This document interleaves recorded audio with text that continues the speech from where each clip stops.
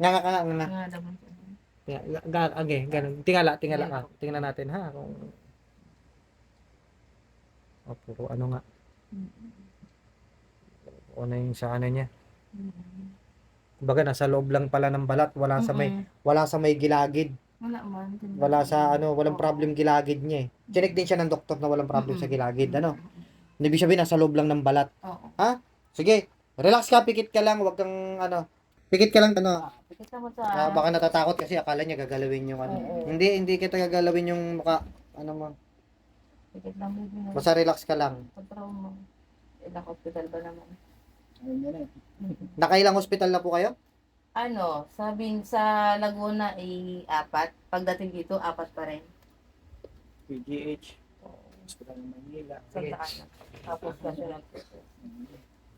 Pikit ka lang tayo ha. Pikit ano pa.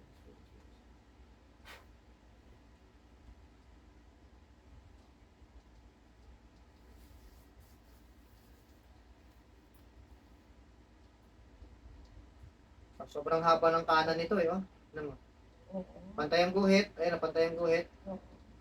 Sobrang haba ng kanan. No? Pikit lang ha. Relax ka lang ha. Pikit bunso na. Di na to pa kayo boss. Hindi naman sa kulang-kulang yan. Espiritu yan. Na ano to, kumbaga nabati ng mga engkanto. Ganyan yan. Kaya, ilang hospital na kayo? 8 hospital na. Iba-ibang hospital. Pati PJs, pati ano, lahat-lahat. May Wala. private no? Oo, may private. Ngayon, may advice na lang po ako, ha? Sige, pa kayo, boss. Ganun po talaga. Ito, testing ko po yung, hindi nyo lang po kaya mag-medium, kaya kayo po nakakaramdam ng sakit. Ganun po yan. Ibig sabihin, yung kaluluwa ninyo, hindi makalabas. Kaya yung feedback ng sakit, ramdam pa rin ng pasyente o ng tao.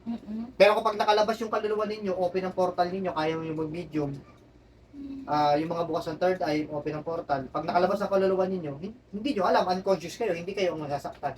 Pero hindi siya makalabas, hindi nyo kaya mag-medium, kaya nasasaktan din kayo. Sige, tingnan natin sa kamay mo tayo. Lahat ng advice yun, susundin po ha. Ayan. Papantay po natin ang guhit, after magdasalan. Wala na, pantay na. Kanina sobrang haba, ayan, pantay ng guhit. Pantay ang guhit. Sige, ito tayo, ganun mo. Ayan, yan, katulad ganito, ayan. Dugtong ang guhit, ayan. Pantay na. Kanina sobrang haba. Di ba po, no? Kanina hanggang dito yung haba, sobrang haba talaga. So, confirm talaga to kasi ano. Tsaka tinesting naman natin yung bata kanina nung nasasaktan din, hindi makaya mag-medium. Kayo rin po, hindi nyo kaya mag-medium, nasasaktan. Try natin ulit ngayon. Sige, sige, giginan ko ha. Mas madiin to, masakit hindi? Hindi na masakit. Sobrang masakit, katulad kanina. Same pa rin ba ng ano? Sige, yung ganyan, katulad ng sakit kanina o hindi na masyado? Kung parehong gulong sa Ano, sige, sagot ka Totoy. Ha? Hindi na masyado masakit. Hindi na masyado masakit. Samantalang kanina, sobrang sakit. Kaya natutrauma yung bata. Kaya pag ganun ko pala, akala niya masakit na agad. Kasi kanina, kapag may spiritual kasi na sakit, or may gumagawa, or may sakit sa spiritual, exaggerated kasi yung sakit. Siguro yung bata, natutrauma. Kaya, pero hindi na daw masakit. Di ba po? No? Okay po, ma'am, ha? Didiin ako, sobrang madiin. Masakit, ma'am, hindi? Ha? Walang sakit? Mas madiin po yan, no? Mas nakabend po yan. Di ba? Yun yung pinagkaibahan po. Na kapag ang isang tao may sakit sa spiritual, wala. Kasi kanina may dasal, kaya masakit. Iba kasi yung isipin ng iba. Kasi pangalawang pindot na yun, kaya masakit. Eto, pangatlong pindot na to. Ibig sabihin, mas masakit yan dapat, tsaka mas mabend po yan. Ano, wala talaga.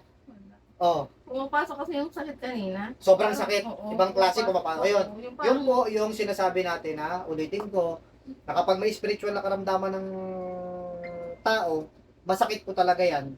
Kapag hindi kaya mag-medium ng pasyente.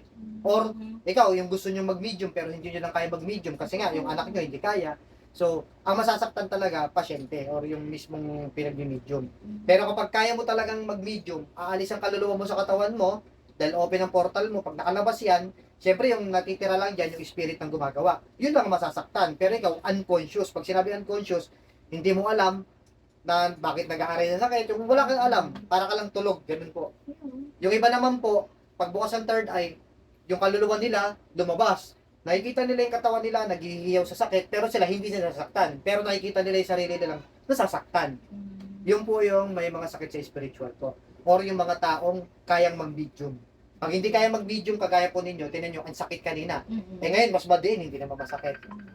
So, para at least aware lang din po kayo na, yun, hindi naman din kailangan pilitin ng pasyente kung hindi kaya mag-medium. No? Kung meron lang sanang may kaya mag-medium, dun papasanibin, makakausap po yung gumagawa. Pero sa awa ng Diyos, dahil pantay naman ha, gagaling na rin yan. No? Basta lahat ng advice yung susundin, pero kailangan makapag-herbal yan. Ha? At this time, may papainom din akong ano sa kanya, bukod sa herbal para po ano na, umimpis na. Mm-mm. No? Kasi kailan pa po yan kailan pa po yan? Simula pa nung 5, pero mawala yun eh. Kunting sakit lang yun. Lumala na nung nainuman ng gamot. Hindi pa, Hindi naman, nakainom. hindi pa uminom ng After gamot. 7 yata, sobrang ano niya na, namumula Ano na, kapal. pag Kaya nung 9, nagpa-check up na ako.